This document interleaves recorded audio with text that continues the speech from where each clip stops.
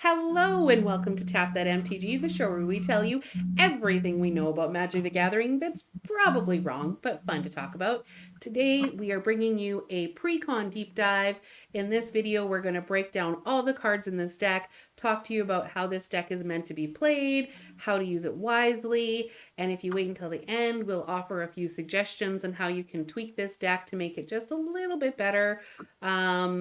So without further ado, Shauna, what deck are we talking about first? And Well, what is it meant to do? Leslie, we are talking about the Lorehold Legacy's deep dive. The Lorehold Legacy's deck, and we're going to dive right into it because it is such a fun Boros colors, so red and white deck that is all about artifacts, making lots of them, copying them, bringing them back from the graveyard, and just running people over because that's what Boros does best. And we might have a little bit of help from some dragons up in the air to help us out because you know me and not having stuff in the air to go against you. So this We deck need has this deck something. so you can play dragons. Yay!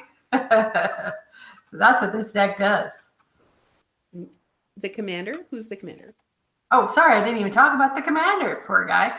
Oscar the Reconstructor. He is a big giant artificer for 2 and a red and a white, who's a 4/4 with vigilance. And you can pay 1 and sacrifice an artifact.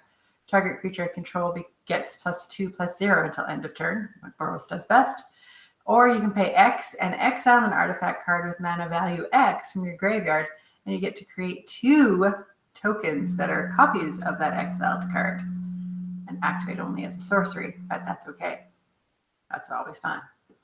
So when can you activate a sorcery for those that are maybe new or just returning to Magic? What does that Good mean? question. So you have to do that in either your first main phase or your second main phase. Yeah, can't do it on the other person's turn. You have to do it on your turn. Yeah. Cool. Well, we like to break down our decks a little bit for you, or these decks a little bit for you, so you know kind of what the guts of the deck looks like before we get into some of the cards. So when we look at our mana curve for this deck, it's actually I wouldn't say it's super low. We definitely have a lot of 3 mana cost. Our highest is 21 at 3 mana cost. However, if you add up the 5, 6, and 7, there's actually 19 at 5, 6, and 7. So there's quite a few high mana costs. Those are the dragons. And we do have some tweaks later that might help you get your dragons out a little bit faster. Of course, we are creating a lot of treasures in this deck, and it does have 38 land and some good mana ramp. So you should be able to get to those higher mana cost cards fairly easy. As far as color breakdown, it's fairly even between red and white. We have 7 multicolored, but we have a huge kind of group of colorless, which is actually great because then you don't have to worry about what color. 23 colorless cards Yeah. in this deck. Some of them are artifact creatures and some of them are artifacts. So we'll actually get to the card types. We have 1 planeswalker in all of these decks. So that's that little tiny blue thing that has no number on it. 2 enchantments. We have 17 artifacts and 16 artifact creatures. So that's the breakdown between our colorless. Yeah. Instants and sorceries, we have 12. Creatures, we have 14. And of course, as I said before, land, we have 38. So there's your breakdown of this deck as far as its guts go. Shauna, how are we going to kind of like tell people about this deck? Well, we like to use a formula that Leslie found that has been really, really successful for us. And Wizard seems to follow that formula fairly regularly as well. So the formula that we use, of course, you have your commander, then you have approximately 15 ramp type cards, 15 removal, a mixture of mass removal and individual removal, 13 card draw type cards, and 12 high impact cards. So those are cards that are going to change the game or win you the game or just crazy awesome. And then we have some, 10 other on theme or win condition type cards that will help you win the game and kind of support your main idea of your deck. And then usually land, we say about 34 land as well. So we evaluate each of these decks with that theme in mind. Yeah, so without further ado, let's look at the cards in this deck.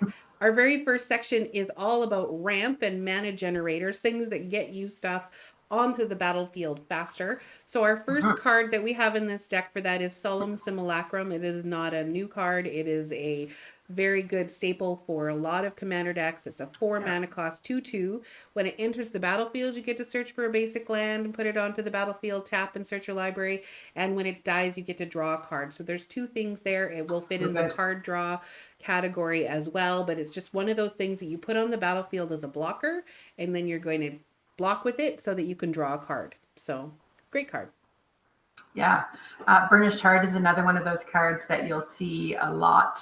It's a 2/2 for 3 artifact creature, an elk that you can pay 3 and sacrifice it, and go and get up to 2 basic land cards and put them on the battlefield tapped and shuffle your library. So you can do that on the other person's turn. This is going to help with your artifact stuff because it is indeed an artifact. You could bring it back later, possibly. There's lots of things you can do with that card. It's really, really great with this deck. Mm-hmm. And then we're talking about artifact synergy, synod, synergy. Synergy. Thank you. We're talking about artifact synergy a lot with this deck. So we have our first artifact creature, which is a 3 mana cost 1/1. But when it enters the battlefield, you get to search your library for a basic land card, reveal it, put it into your hand, and shuffle. It doesn't go right onto the battlefield. It does go into your hand, but you're getting a flyer 1/1 artifact creature out of this. And when we get to some of our higher impact cards, it'll become evident that there's nothing wrong with a little flying 1/1 that you can maybe buff up later. So Yeah. We've also got, I'm so glad that Wizards keeps doing this, putting Arcane Signet into these decks. This is a great little 2 mana cost artifact that you can tap and add mana of any color in your commander's identity. It's such a good card. mm-hmm. And as Shauna was mentioning before, for those that don't maybe know the guilds, Boros is the other red and white guild. It's from Ravnica. I don't know. I mean, now we can call it Lorehold, but Boros Locket is in this deck. It produces red or white, and then you can pay 4 of any of those, either of those colors, to sacrifice it and draw 2 cards. So again, you get some mana when you need mana, and later on in the game when you need to draw a card, you can sacrifice it and draw 2. So that's great. Commander's Sphere, another great artifact for 3. Add mana of any color in your commander's color identity, and later on you sacrifice it and draw a card. So very, very useful. Mm-hmm. Hedron Archive is actually one of my favorite artifacts for mana, basically because it's one of those colorless mana that taps for 2, which is great. It's 4 mana cost artifact, and again, you can sacrifice it and draw 2 cards. So very helpful later on. And Mind Stone, another good one for 2. It adds a colorless mana, and you can pay 1 and sacrifice it and draw a card. So yeah, it's good. mm-hmm. So this one we don't see very much. Mycosynth Wellspring, I think I said that right. I For think so. 2, it's an artifact, and when Mycosynth Wellspring enters the battlefield or is put into the graveyard from the battlefield, you may search your library for a basic land, reveal it, put it into your hand, then shuffle your library. So you're going to go get land twice in this case if someone decides to destroy all artifacts because they might want to. And when you're playing this deck, you just get some land out of it. I love things that happen twice. Yeah, and you're going to be sacrificing artifacts, so this is a good one to sacrifice because it's going to help you. Yes, sure. Great point. Soul Ring, everybody loves a Soul Ring for 1. You get 2 mana right away. So Leslie likes to cheat that out constantly, I'm pretty sure. I love Seems my like turn she gets one. it a lot. Yeah, I love my turn 1 Soul Ring. Unstable Obelisk, just a nice little 3 mana cost artifact that taps for 1 colorless.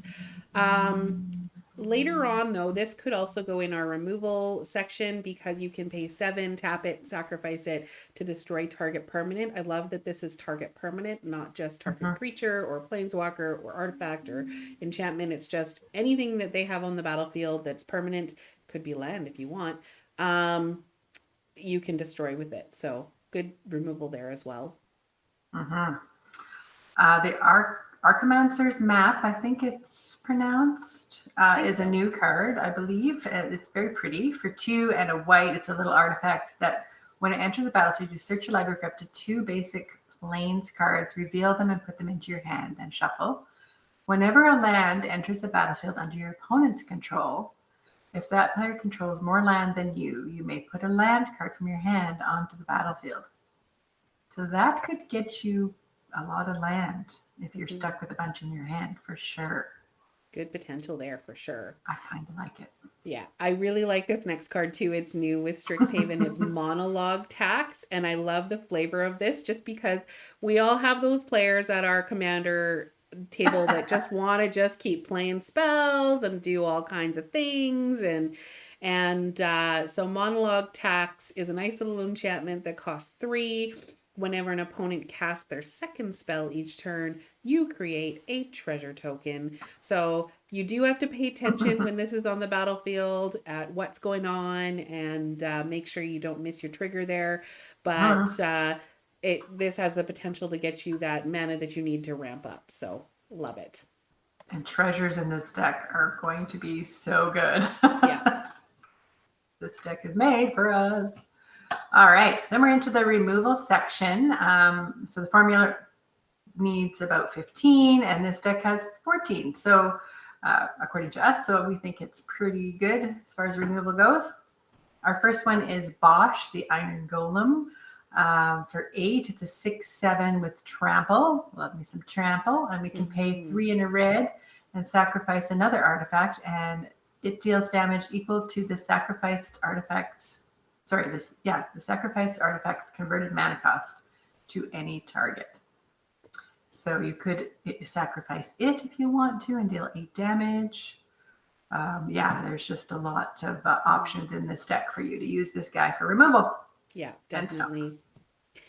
So duplicant is another artifact creature, 6 mana cost. So if you're sacrificing this one to the Bosch Iron Golem, you're going to do 6 damage with it. It's a 2/4 for 6, which you're like, well, why is it so expensive for just a 2/4? Well, let me tell you, it has imprint. So when it enters the battlefield, you may exile target non-land creature, non-token creature. This could be your own or it could be somebody else's. As long as this card is exiled with duplicant, it's a creature card. Duplicant has the power and toughness and creature types of the last creature card exiled with duplicant.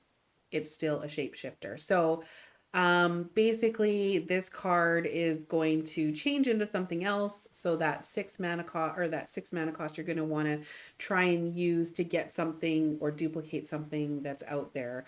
Now just let me read this again. It doesn't have the abilities creature. It just has the creature types and the power and toughness. So just a little note that just because you're copying their 7/7 dragon or something like that, it doesn't share flying. It doesn't share all the abilities of that dragon. It just shares the power and toughness. But maybe their 10/10 Eldrazi would be good to copy.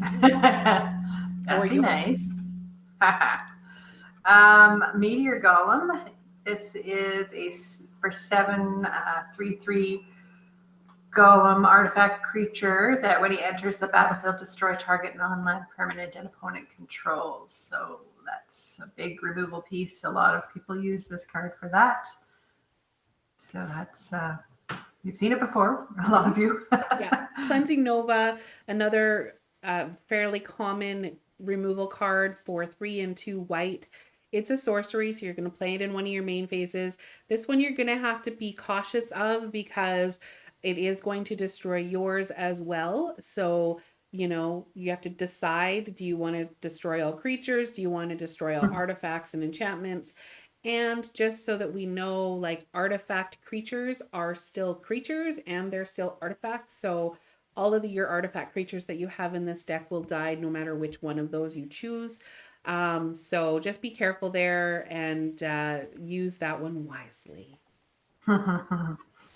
Return to Dust for 2 and 2 white. It is a lovely instant that many people like to play with. It is exile target artifact or enchantment. If you cast this spell during your main phase, you may exile up to 1 other target artifact or enchantment. So this is a great artifact enchantment removal card. Love it. Mm-hmm. And route is 5 mana cost sorcery, but you can turn it into an instant by adding flash to it if you pay 7 for it. So sometimes you want to use that during combat. You want to wait until somebody's going to swing in and then just say, oh, look at that. I'm just going to destroy all creatures. Can kind of hold them hostage, so to speak. You may cast, basically, you're just going to destroy all creatures. They can't be regenerated. Nice little board wipe. Yeah. So this chain reaction is the next card that we're looking at for 2 and 2 red. This is a great card to use against someone with lots of tokens. Chain reaction deals X damage to each creature, where X is the number of creatures on the battlefield. So you have to be careful because you will lose stuff. It does damage to your creatures as well, but hopefully your creatures are the big boys, that the big artifacts and stuff that this doesn't affect as much. So or on the other note, if you have a bunch of artifact creatures, thopters, all of those little things that you want to destroy as far as your tokens, they have this crazy 10/10 on the battlefield that no one can seem to get rid of. Exactly. You can sacrifice your 10 creatures to do 10 damage to everything. So sometimes that works out for you by having a lot of creatures on the battlefield as well. So swing with them first. Yeah, swing with them first. That's a good point. Good thing to remember. I always forget to do that in Magic Arena anyway. Dispatch is a 1 mana cost instant. It's tap target creature. It has Metalcraft. If you control 3 or more artifacts, which you will, exile that creature. So you're more than likely going to be exiling a creature which gets around your indestructible issues. So. Yeah. It's funny that that's a little fairy similar to the Brazen Borrower, isn't it? Yeah, it is. Go away. Boros Charm. This is one of my favorite Boros cards for a red and a white. It is a little instant that has some choices to make. You choose one. It deals 4 damage to target player or planeswalker, or permanents you control gain indestructible until end of turn, or target creature gains double strike until end of turn. You could suddenly pull this out and win the game with this guy. Options. Yeah, love me some options. Dispeller's Capsule is another 1 mana cost artifact. You just put it on the battlefield, and then you are going to have to pay and tap it to actually sacrifice it to destroy an artifact or enchantment. So it's very specific. Just a note on tapping this. So a creature, when it comes out, cannot use its tap abilities because it has summoning sickness, but artifacts do not suffer from summoning sickness. So you could use this as soon as you put it out. And because it's an artifact, again, it makes it useful in this deck because you could bring it back again and do it all over again. So that's really helpful in this deck in particular. Darksteel Mutation for 1 and a white. It is this little enchantment aura where you change their creature into a enchanted creature, becomes an insect artifact creature with base power and toughness 0/1 and has indestructible, and it loses all other abilities, card types, and creature types. This is a great way to get rid of their really, really strong card that, I mean, it becomes indestructible, but it can't do too much. So this little card is a good reason to always have enchantment removal in every single commander deck that you own, because once this is on your card, if you do not have enchantment removal, it's near impossible to get rid of because it's indestructible. And might I also say, please don't put this on someone's commander. It's just mean. It is mean. Speaking from experience here. Angel of Ruin is our next artifact creature for 7 mana. You can have a 5/7 flyer. And when Angel of Ruin enters the battlefield, you get to exile up to 2 target artifacts or enchantments. It also has plane cycling. So you can pay 2 and discard this card and search your library for a planes card, reveal it, and put it into your hand, then shuffle. So it has some land, some mana ramp, some shuffling in your library in there, as well as exiling. And it's an angel, so it's a great card. Yeah.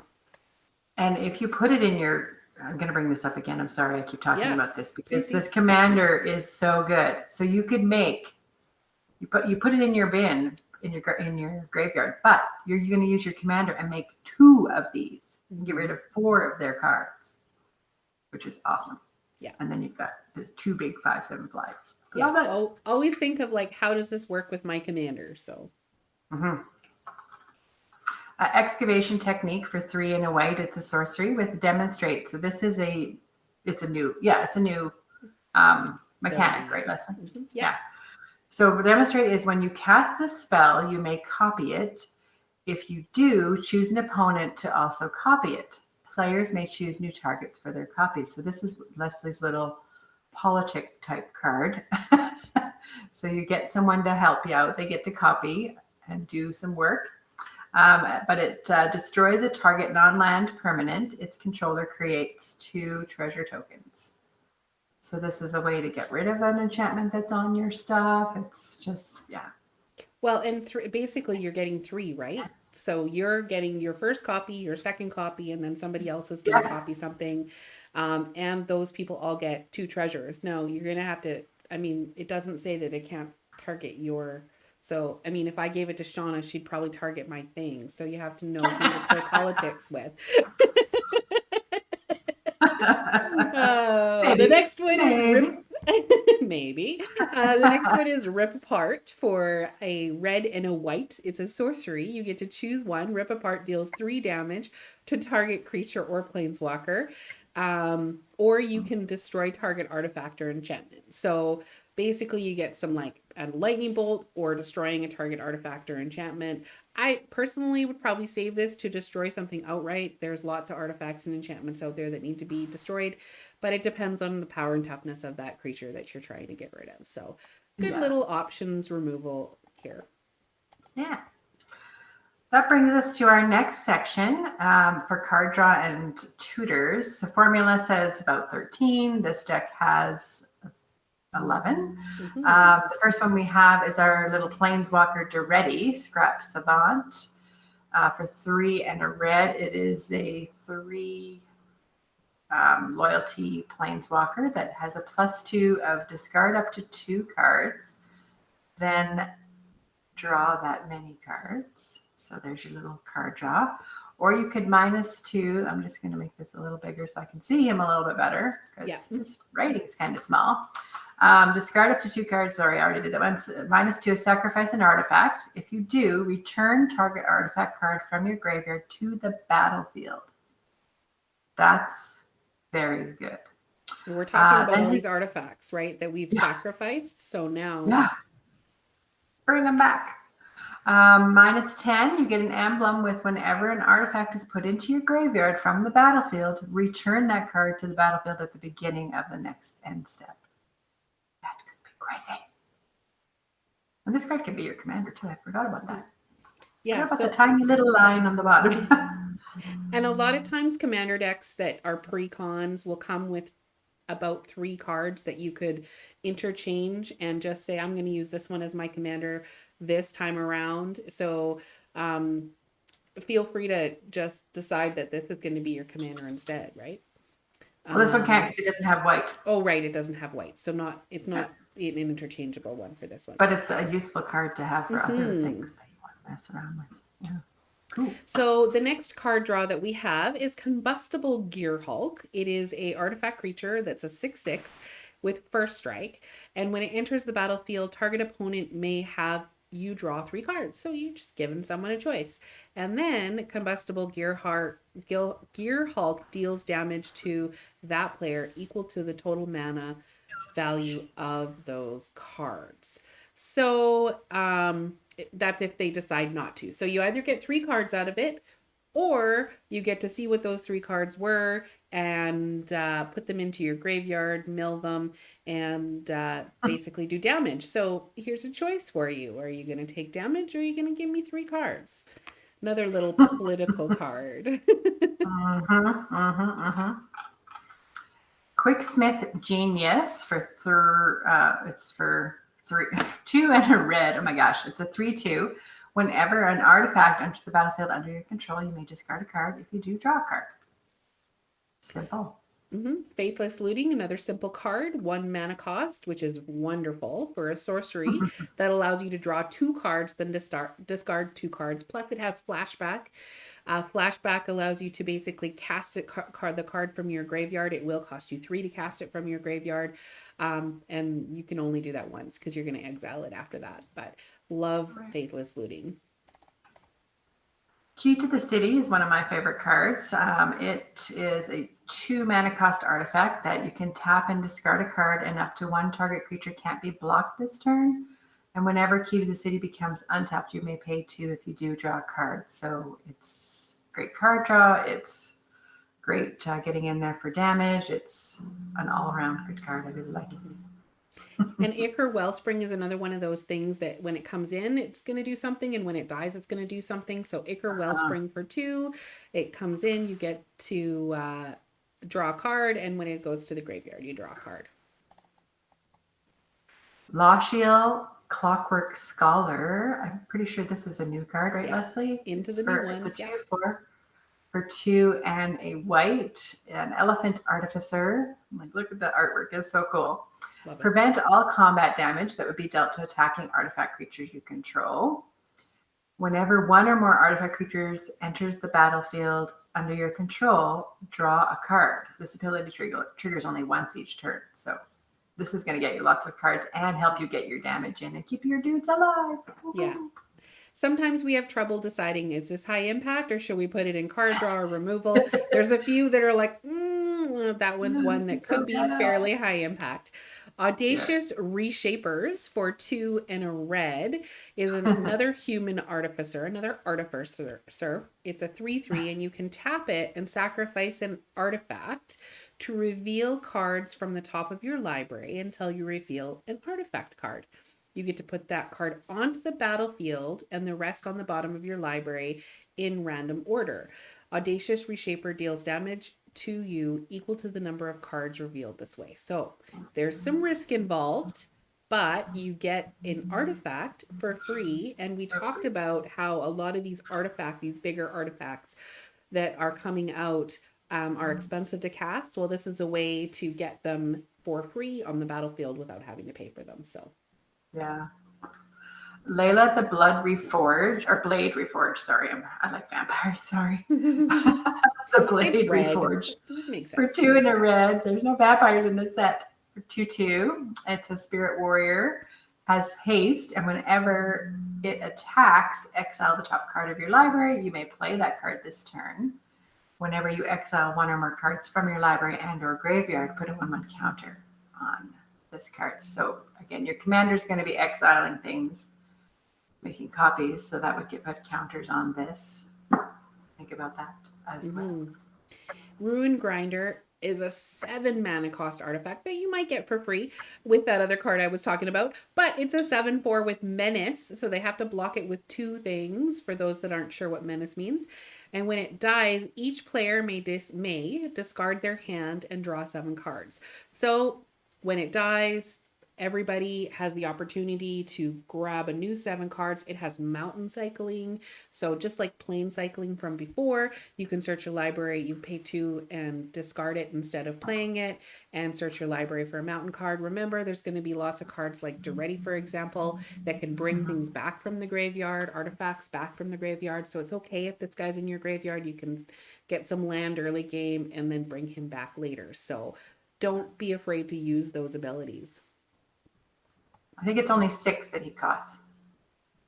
Yeah, 6. Did I say 7? Yeah. I was looking at 7/4. Yeah. Thank you. There you go. Leslie and I love this card, Secret Rendezvous. For 1 and 2 white. It's such a beautiful. Anyway, I'll let Leslie go on about it, and she gets to talk about it in another deck. So it is a sorcery, and you and a target opponent each draw 3 cards. So good. Political card. It's a huge card draw, like 3 cards in white is so good. And what Shauna was just meaning, I think the artwork here has so many connotations. They could be friends, they could be in a relationship, they could be two spies secretly coming together. There's so many stories that fit with this picture, and that's why I love it, because there's just it's just it's awesome. I love it. It's beautiful. So now we're on to the high impact cards. The formula says you should have about 12. This deck, in our opinion, has 14, so more than you need for high impact cards. And let's get into those because they are super high impact. The first one is Sun Titan for 6. It is a 6/6 with vigilance, and when it enters the battlefield or attacks, you may return target permanent card with converted mana cost of 3 or less from your graveyard to the battlefield. And so we'll go back to the mana curve now. Remember, I said there was 21 cards with mana cost 3? There's going to be something in your graveyard with 3 or less, which is great. So it doesn't get those high mana cost things, but you're going to be able to bring some of those artifacts that you've sacrificed back for sure. Draw some more cards. Yeah. Hellkite Igniter. Here we are with our first dragon for 5. It's a 5 and 2 red cost, 5/5 with flying and haste. You can then put another 1 and a red into it, and it gets +X+0 until end of turn, where X is the number of artifacts you control. Wow. Crazy. That's crazy. And what we mean by high impact are like the cards that are going to win you the game once they get out. So that's why we put them in this category. So Steel Hellkite is another one. It's a 6 mana cost, 5/5 artifact creature dragon with flying. You can pay 2 and it gets +1/+0 until the end of turn. So essentially we call that fire breathing. And you can pay X and destroy each non-land permanent with converted mana cost of X whose controller was dealt combat damage by Steel Hellkite this turn. Activate this ability only once each turn. So if you finally get in and you do some combat damage, you can then save your mana for your second main phase and destroy each non-land permanent that has that. And it's not just creatures, it's non-land permanent. So it's crazy. We've seen this card in action before. If this comes out on the battlefield, you need to kill it if you can. Yeah. You do not want it doing damage to you. Hellkite Tyrant for 4 and 2 red. It's a 6/5 flying trampoline dragon. And whenever it deals combat damage to a player, gain control of all artifacts that player controls. At the beginning of your upkeep, if you control 20 or more artifacts, you win the game. Yay! Crazy. There's a game winner right there. Horde Smelter for 6 is another dragon for 5. It's a 5/5 dragon with flying, of course. And you can pay 3 and a red, or 4 in that case. Destroy target artifact. Horde Smelter dragon gets X +X+0 until the end of turn, where X is the artifact's converted mana cost. So again, the converted mana cost, because that seems to come up a lot in this deck for those that are like, oh, you keep saying this term, what does it mean? It's how much it costs to play. So Horde Smelter costs 4 and 2, so its converted mana cost is 6. So that's what you're going to look at for that. Yeah. Now this handsome devil, Leslie and I both think he's very handsome. Super handsome. Jor Kadim, the Prevailer, for 3, a red and white, a human warrior with first strike and Metalcraft. So this is one that could be your commander if you want to switch it out. Yeah. He's a 5/4 with first strike. So he hits first. And he has Metalcraft. So creatures you control get +3/+0 as long as you control 3 or more artifacts. That's going to be easy. +3/+0. So he will be an 8/4 with first strike. Crazy. Yeah. Big beast. And everyone's card that they love to hate, Steel Overseer, is a 2 mana cost 1/1. And remember how we talked about that little 1/1 that you flyer that you put on the battlefield and how it might get bigger later? Guess what? You can tap this guy and put a 1/1 counter on each artifact creature you control. Now, back to Summoning Sickness, because I did say artifacts don't have Summoning Sickness, but this is an artifact creature. Creatures have Summoning Sickness because it has the creature type. It has Summoning Sickness. You will have to wait till it's been on the battlefield for a round before you can use it. So figure out a way you can protect it, because it is a great way to make your big artifact creatures bigger. Thousand Year Elixir. I love the art on this card. It is a 3 mana cost artifact that you may activate abilities of creatures you control as though those creatures had haste. So, what Leslie just said, you could make your Steel Overseer do that on the first turn because you're going to, yeah, like these two cards go together. Yeah. You can tap it right away and put counters on things. And you can pay 1 and untap this to untap it again and do it again right away. So this is a great card to have out before you have Steel Overseer out, and then you can do shenanigans with Steel Overseer on the very first turn. Woo! Twice. It's great. Dig Site Engineer. I love dwarves. Can I just say dwarves are adorable. This one in particular is super adorable. Anyways, it is a Dig Site Engineer. It's one of our new cards for 2 and a white. And whenever you cast an artifact spell, you may pay 2. If you do, you create a 0/0 colorless construct artifact creature token. This creature gets +1/+1 for each artifact you control. So it's a 0/0, but however many artifacts are on the battlefield, it's actually and treasures count, other artifact creatures count. This guy counts as himself, so he's automatically a 1/1 when you put him out. And this Dig Site Engineer only costs 3. You can bring him back with Sun's Titan. Oh my gosh, the shenanigans that are going to happen with this card is crazy. I love it. Love the art on that one too. Yeah. Alibu Ancient Witness, another one that can be your commander for 3 and a red and a white, a 4/5. And here we are again. Other artifact creatures you control have haste. Mm-hmm. So you're making all these tokens, or you're using that Steel Overseer right away. Whenever 1 or more artifact creatures you control attack, Alibu Ancient Witness deals X damage to any target, and you scry X, where X is the number of tapped artifacts you control. Mm-hmm. What? Yeah. And just put them back in whatever order you want. That's an awesome scry. Yeah. Bronze Guardian for 4 and a white is a artifact creature golem with double strike.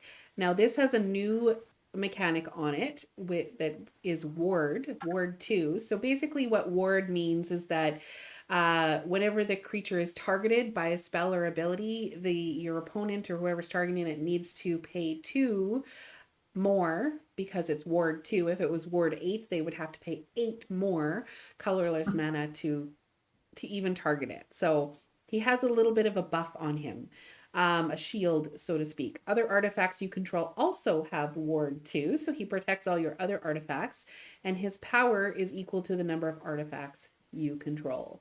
So super high impact. I love it.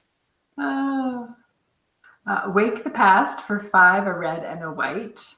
It's a sorcery, but return all artifact cards from your graveyard to the battlefield. Say what now? Haste until end of turn. What the heck is going on here? Well, let me tell you, because what's going on is Triplicate Titan, 9 mana cost 9/9 with flying, vigilance, and trample. When it dies, you get to create a 3/3 colorless golem. You actually get 3 of them. One that has flying, one that has vigilance, and one that has trample. So basically, this big artifact Titan just breaks into 3 smaller golems with individual abilities afterwards. Crazy. Let it die. And then bring him back. Insane. Yeah. Reconstruct history for 2, a red and a white. Return up to 1 target artifact card, up to 1 target enchantment card, up to 1 target instant card, up to 1 target sorcery card, and up to 1 target planeswalker card from your graveyard to your hand. Exile, reconstruct history. Wow. Just put all that stuff and bring it all back. That's what this deck does. I love it. Bring it all back. So every commander deck also needs other cards that support. Maybe they're other win conditions. Maybe they're just cards that are on theme. Maybe they're specialty cards. These are all the things that are in your deck to kind of support your deck. Don't get rid of them all, but if you are tweaking this deck, this is kind of the card pool you can maybe look at along with your land. However, we'll start with Felidon. Formula says 10. We have 9 in this deck, so that's right on par of what we need to be. Felidon the Third Path is a 3 mana cost human artificer. He's a 2/3, but he has the ability that you can pay 3 and tap him to create a token that's a copy of target creature in your graveyard, except it's an artifact in addition to its other types. That you can still copy artifacts that are in your graveyard. It gains haste, and then you sacrifice it at the beginning of your next end step. So that angel that we were talking about that has removal, you can copy it if it's in your graveyard and comes back. You can swing with it right away and then it goes away, but you've already exiled some stuff. So you can play with lots of options on this one. Nice support. Yeah. Pianalar, for it's a 2/2 for 2 and a red, a human artificer. When she enters the battlefield, create a 1/1 Thopter artifact creature token with flying. And you can pay 1 and a red, and a target artifact creature gets +1/+0 until end of turn. So, yeah. Or you can pay 1 and sacrifice an artifact target creature can't block this turn. Very useful card. It's got lots of options there, and bringing her back is going to be awesome. Mm-hmm. And we have Myr Battlesphere for 7. It's a 4/7. And when it enters the battlefield, you get to create 4 little Myr artifact creature tokens. And when Myr Battlesphere attacks, you may tap X untapped Myr you control. And if you do, Myr Battlesphere gets +X/+0 until the end of turn, and it deals X damage to the player or planeswalker it's attacking. So automatically does. In this case, if you have 4, you manage to keep those 4, you could do 4 damage as it's attacking. It gets +4, so now it's an 8/7. Great little support card here. Plus, you have more artifacts on the battlefield.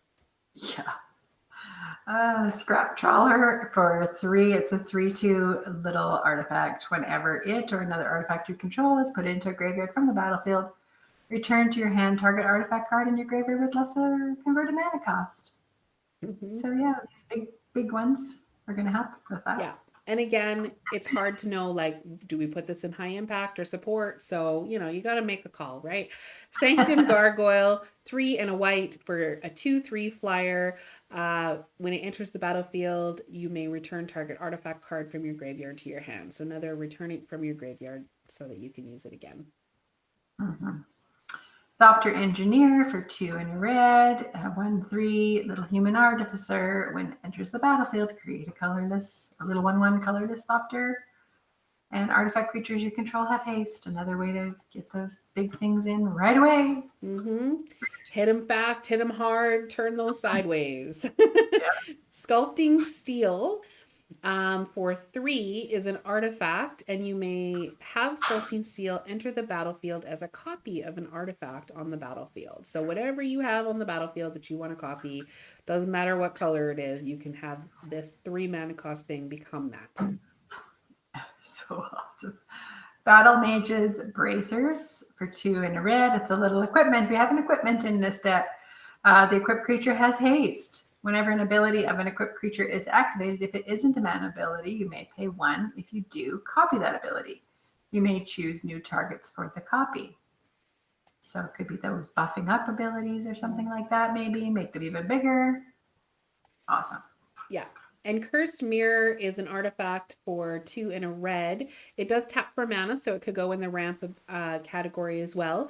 And when it enters the battlefield, you may have it become a copy of any creature on the battlefield until the end of turn, except it has haste. So this does not necessarily mean a creature that you control. You can have it become somebody else's creature as well. And it's going to gain haste, and it doesn't sacrifice at the end of the turn. So you can just keep it as a copy of that creature. If they get rid of it, then you can bring it back and have it become a copy of something else. Why not? Why not? Oh my gosh. Then we're getting into the land of this deck. So the formula is 34. This deck has 38. So again, you might be wanting to do some tweaks there, but you also have lots of things that are high mana cost. So kind of play around with that a little bit. We've got some typical, we have a new one called Study Hall that's adding a colorless mana. And when you pay 1 and tap it, you can add mana of any color.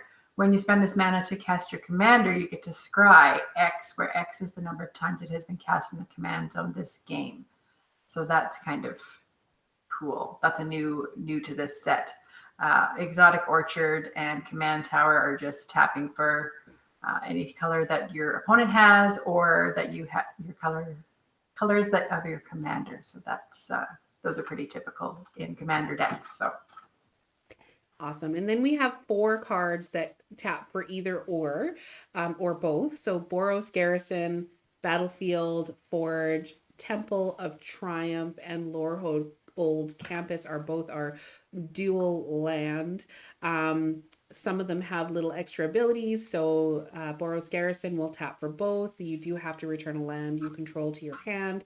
So just be careful when you play that. And then Lorehold Campus is the new one. And this one allows you to pay 4 in scry. So I like that they've kind of added a scry to a land in this category. And you get to see what the Lorehold Campus looks like. yeah. Then we've got 2 lands that tap for red mana, the specialty ones. Forgotten Cave enters tapped, but you can cycle with it and use that to draw a card instead if you don't really need it. And the Great Furnace is just a taps for red. And we have similar sort of thing with the Secluded Steppe is the white version of that, where it enters tap, but you can cycle it.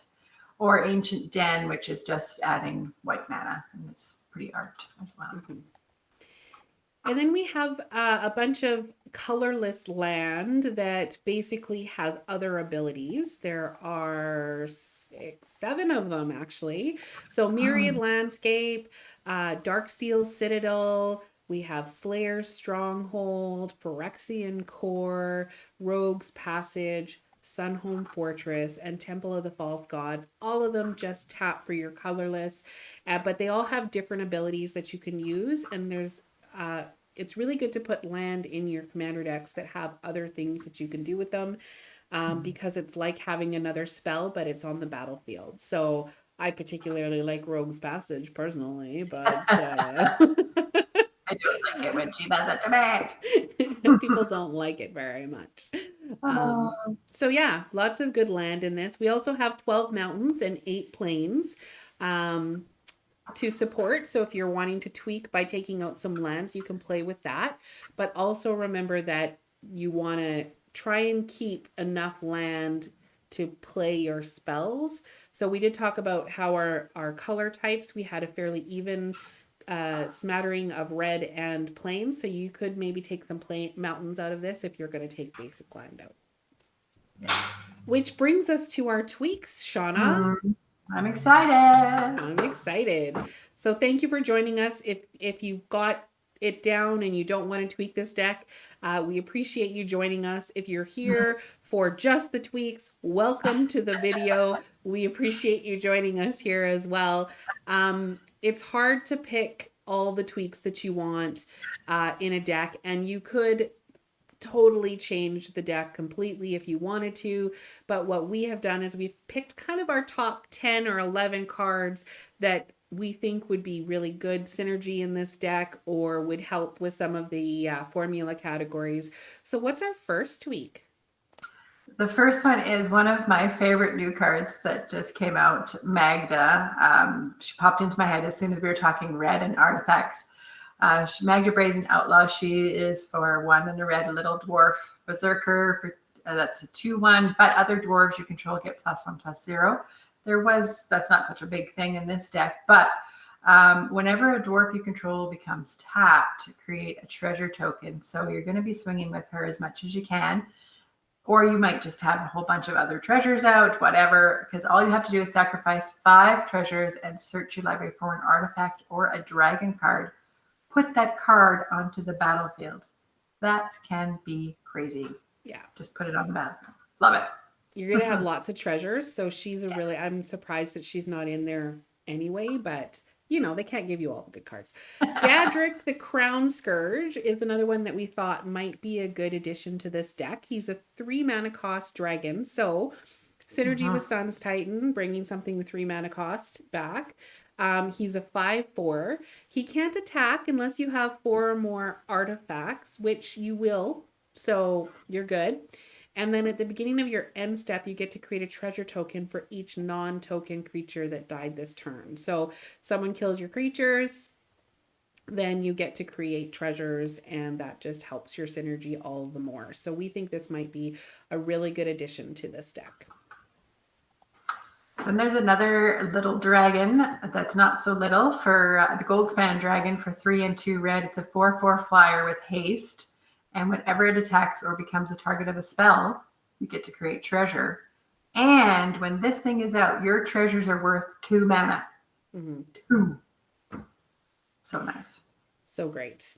And then Metalwork Colossus is one of those cards that just works really well with bringing things back from the graveyard as well. He is an 11 mana cost, 10/10. He costs X less though, where X is the total converted mana cost on of non-creature artifacts you control. So those command spheres, those treasure, well, the treasures won't have a converted mana cost, but all like the soul ring, basically they're going to reduce the cost of this guy, and then you can sacrifice 2 artifacts to return Metalwork Colossus from your graveyard to your hand.